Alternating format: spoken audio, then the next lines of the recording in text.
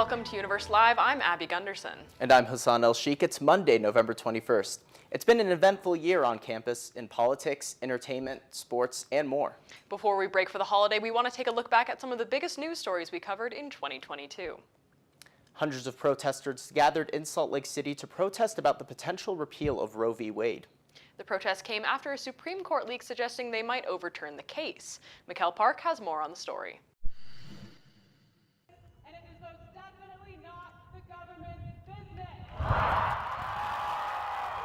On May 5th, hundreds gathered at the Salt Lake City Capitol to protest a threat to their rights after the Roe v. Wade Supreme Court draft decision was leaked this week. We need reproductive freedom. The protest was organized by Red Hive Collective, a Utah-based media platform that covers local issues. The rally included a dance celebrating Indigenous women, a musical performance, and several speakers. The Supreme Court justices already set on their opinions and stuff. There's not really much we can do except make our voices heard. Let them know that we're not going to go down without a fight. During a musical performance, several members of the crowd began hugging. The hug quickly grew from less than 10 people to a large majority of the crowd, with several people crying and comforting each other. I've never experienced something like that before, just the pure love and want for a change. It was beautiful. Utah is one of 13 states that have enacted trigger laws that can almost immediately ban most abortions if the U.S. Supreme Court overturns Roe v. Wade. The law passed in 2020 and states that life begins at embryonic implantation. This will make it illegal for women to have abortions, except in cases of rape, incest, or a health emergency. We need to protect ourselves in order to protect the future generation. Following the speakers and performances, protesters headed for State Street and marched, cheered, and chanted their way down. Reporting for the Daily Universe, I'm Mikkel Park. The nation is in an uproar over abortion rights. With Roe v. Wade on the line, protesters for and against the amendment are gathering across the country to make their voices heard. Abby Gunderson joins us from Washington, D.C. Abby, what are people feeling and saying about Roe v. Wade? Hundreds have already gathered here at the Washington Monument, and thousands more are expected to come as they march to the Supreme Court in support of Roe v. Wade here in the nation's capital. Abortion is violence. Abortion is oppression. Abortion is violence. Abortion is healthcare. People have come from across the country to make their voice heard, and both sides feel strongly. Jesus. Free swag, y'all. Get your free swag. Emotions are running high as the debate around reproductive rights, which has been ongoing for decades, reignites after the leaked Supreme Court brief showing Roe v. Wade was in danger of being overturned. Start screaming, start yelling, start carrying signs. At the Washington Monument, the event featured speakers, music, signs, and t-shirts that shared a common message: don't ban women's bodies. I think it's just a way to keep holding everyone down and oppressing us in a way. Pro-choice and pro-life activists share a common goal: to protect human rights. Supporters want to keep what Roe v. Wade guarantees: the right to choose to have an abortion or not. Always I say, if you don't want an abortion, don't have one. Don't agree with it, but you cannot put your beliefs on other women's bodies. Those against Roe v. Wade say it's not the mother's choice to make. For them, Roe does not protect the rights of the most vulnerable population, the unborn.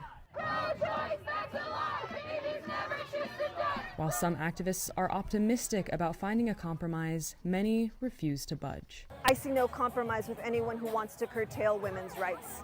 The decision falls to the Supreme Court, and while justices don't serve a political party, the majority hold more conservative views.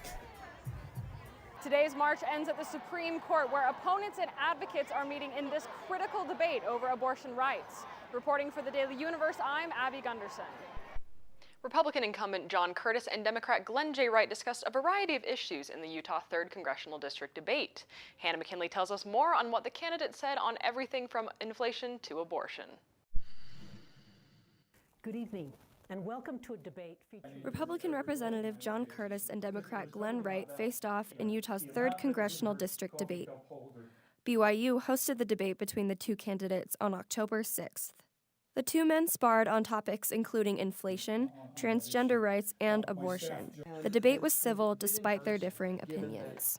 By decreasing demand, we will decrease the price of oil. On combating rising prices, Wright says the ideal long-term solution would be to reduce economic dependency on oil by electrifying the U.S.'s infrastructure. Curtis, on the other hand, says the appropriate response to inflation is proper federal budgeting. At every turn, we're sending out too much money and we're over-restricting goods and services. Another BYU student asked the candidates their positions on transgender student athletes playing women's sports and the legislation and legal action.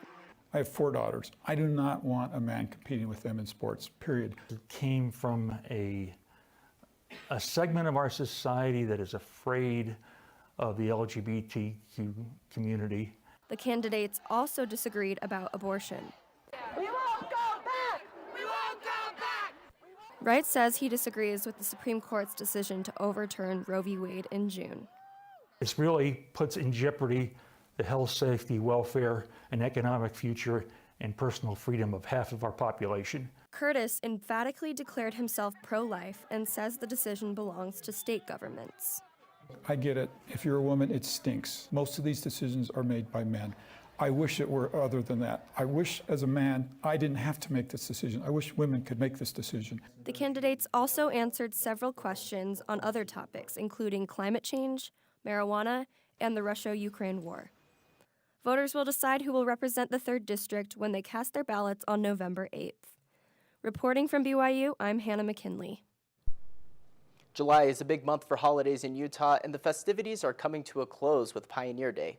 Abby Gunderson is in Salt Lake for the annual Pioneer Day Parade. After a week of festivities, people are here in Salt Lake with their friends and family to celebrate their state's pioneer heritage. The first wagon train arrived in the Salt Lake Valley on July 24th, 1847. Utah has celebrated the anniversary with a parade almost every year since then, starting in 1849. The 24th is about celebrating the pioneering courage that has built Utah. We want to celebrate the characteristics of our pioneer forebears, persistence, hard work, those things as Utahns we continue to exhibit today. Those attending and performing in the parade paid tribute to their unique heritage, whether from the Highlands of Scotland or the islands of Tonga. Pioneer Day is a reminder of the challenges many have overcome to create a life here. It's not an easy place to build homes and plant gardens and make a living, and our pioneer forebears did that. Noah Olson came all the way from southern Utah to celebrate with family and run in the Deseret News 10K. Came up from Blanding, Utah, coming to run the race, visit family. For Olson, Pioneer Day is a time to look to and learn from the past. I think it's really important to know where you came from and just know history in general. After 175 years in the Salt Lake Valley, Utahns have plenty of history to reflect on and look forward to many years left to grow. And it is the perfect day for a parade, so happy Pioneer Day, Utah. Reporting for Universe Live, I'm Abby Gunderson. The first ever Color Festival comes to BYU. Kelsey Maynield went to the event to give us a glimpse into this colorful celebration. Kelsey. That's right. I'm here at Helaman Fields where people are throwing colors in the air, dancing, and celebrating the Hindu tradition of Holi.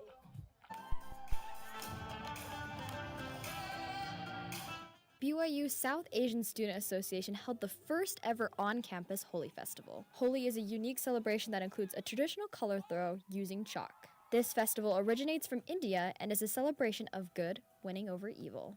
Over generations, we've just been doing this festival once a year to celebrate good over evil. This BYU event not only had a vibrant color throw, but also included a dance lesson from the BYU folk dance team. The crowd joined in as the team taught them some cultural dance moves.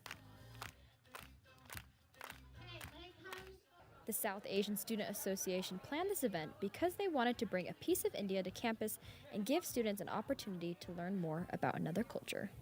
As a club, we just want to make people aware of these other cultures and religions. Students seem to enjoy throwing the colors at each other and participating in this cultural celebration. As you can see, everybody here is having a great time celebrating the South Asian traditions here at BYU. Reporting for Universe Live, I'm Kelsey Maynield. BYU and the Utah Hazara Association are teaming up to make a difference for young immigrants. Hassan El-Sheikh went to see how Hazara youth are getting help with their education. The American immigrant story is one we've all heard before. A people escaping religious persecution to start a new life. And now, the Hazara community of Afghanistan are a part of that story. Coming to a land where no one speaks your language or understands your culture can be hard. But the Utah Hazara Association and Brigham Young University are hoping to make that transition a little easier. In the Gordon B. Hinckley Visitor Center at BYU, members of the Hazara community gathered alongside BYU students and faculty to learn about navigating the American education system. Education is an important component of Afghan life that was taken away from the Hazara when the Taliban took over. 58 other girls had big dreams for their lives, but Taliban put that to ashes. Well, it's so good to meet you guys. The Hazara youth have dreams for what career goals they've wanted to achieve, some since they were kids. Ever since I was little, people would ask me, what do you want to be like when you grow up? I would be like, oh, doctor. But getting to the U.S. didn't mean their journey was over. Many Hazara youth faced challenges when they first came. The first state I came here was California, and the language was the hardest part. I didn't know anything. The Utah Hazara Association helps refugees by providing translation assistance, housing, and food stamps. The event ended with traditional Afghan food like hummus and beef kebab, alongside popular Hazara music. While the Hazara community in the U.S. still have a long road ahead, their experience with learning how to endure hard things is what has made them such a remarkable people. Reporting for Universe Live, I'm Hassan El-Sheikh. Production is kicking off for the final season of the Book of Mormon videos. Abby Gunderson joins us from the set. For members of the Church of Jesus Christ of Latter-day Saints, the Book of Mormon videos have brought scriptures to life. I'm here on the set for those videos where the 5th and final season of filming is underway. And action on rehearsal! The Book of Mormon is a book of scripture set in the ancient Americas. For members of the Church of Jesus Christ, it accompanies the Bible as another testament of Jesus Christ. The Book of Mormon, the written copy, and these videos have a great purpose to bring all ages closer to Heavenly Father and Jesus Christ. The video series is meant to add to the experience of reading the Book of Mormon and make it more accessible to everyone. Those people who have never had scriptures now have it in a medium that they can get the message without having to have something written. The videos are a personal study tool for members and an easy introduction for those who want to know more. These videos are not meant to replace any of your reading of the Book of Mormon, but they are meant to enhance it. The first 3 seasons have already been released, and the 4th is expected this fall. Season 5 covers several major accounts from the last third of the Book of Mormon. Elder LeGrand Curtis says there are several factors that influence which stories are chosen for film. A combination of looking at what doctrine do we need to teach, and also what would make compelling cinema for people to watch and feel the power of the Book of Mormon. Those familiar with the Book of Mormon will recognize stories like Captain Moroni, the 2,000 Stripling Warriors, and the Brother of Jared in Season 5. The Book of Mormon videos are available for free on the Book of Mormon app and online. Reporting for Universe Live, I'm Abby Gunderson.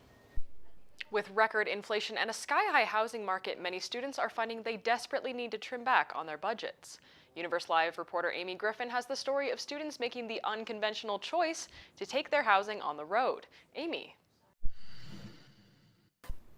Surprising to those of us who like hot showers and our own toilet to use in the middle of the night, but some students are trading their apartment contracts for the keys to a home on wheels. I spoke with 2 BYU couples, one pair who are just beginning their van life journey, and another who recently chose to end it, to bring you the scoop on what student life looks like on the road.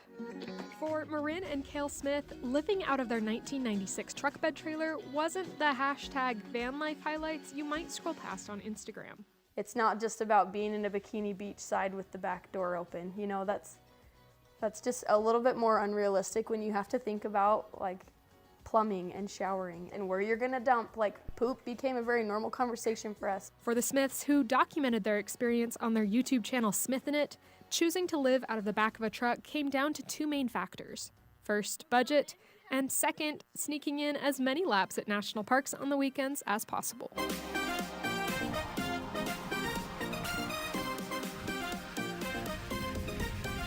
The Smiths went to school and work on campus by day and found spots on the side of the road or in parking lots at night. And camper life didn't come without its fair share of concerns. Energy consumption is something you're always thinking about. Do we have enough power? Do we have enough energy? Was it sunny enough today? Are we going to be able to run the heater all night? And though the Smiths were told time and again that they'd tire of one another in such a small space, and funny enough, none of those things were an issue. At all. Never once were we like, man, I wish we could just sprawl out more comfortably. I don't know, like. That was a big one though. Where are you gonna go to get away from him when he's bugging you?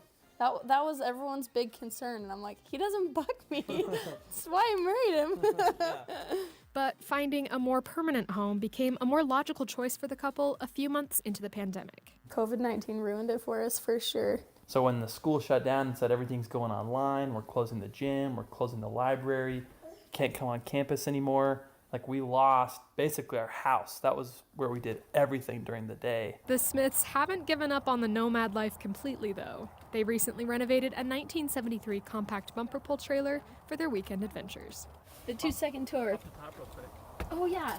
So it is very, very small. We're small people, but this is even small for us. I can like barely stand up all the way straight. So the roof is actually a little pop-up. And though the Smiths' journey living full-time in the truck has come to an end, for another BYU couple, the adventure is just beginning. Hi, I'm going to show you the inside of our van. The Nolte Powells married near the beginning of the COVID-19 pandemic and quickly realized that fulfilling their dream of becoming homeowners in California would take some drastic measures. So in order to save up for a house someday, it seems like the only solution is going to be living in a van for a while. Last year, the couple bought a red 1996 van and renovated it themselves on the weekends between April and December.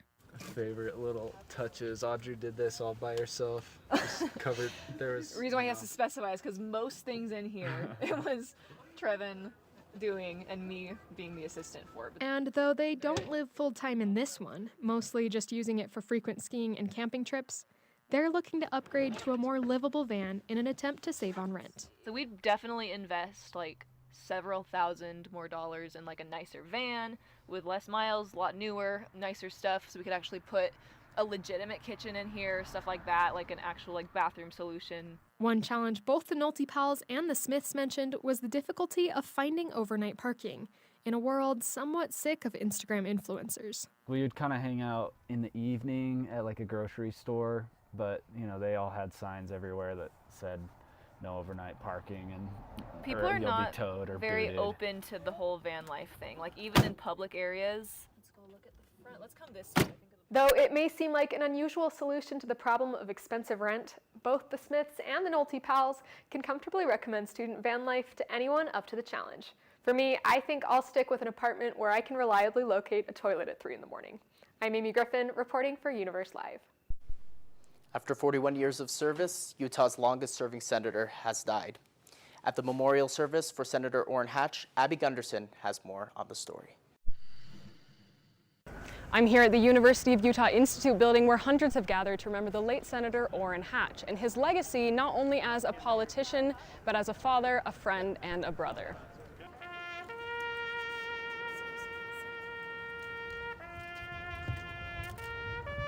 Today, the senator was remembered for more than just his legislative victories.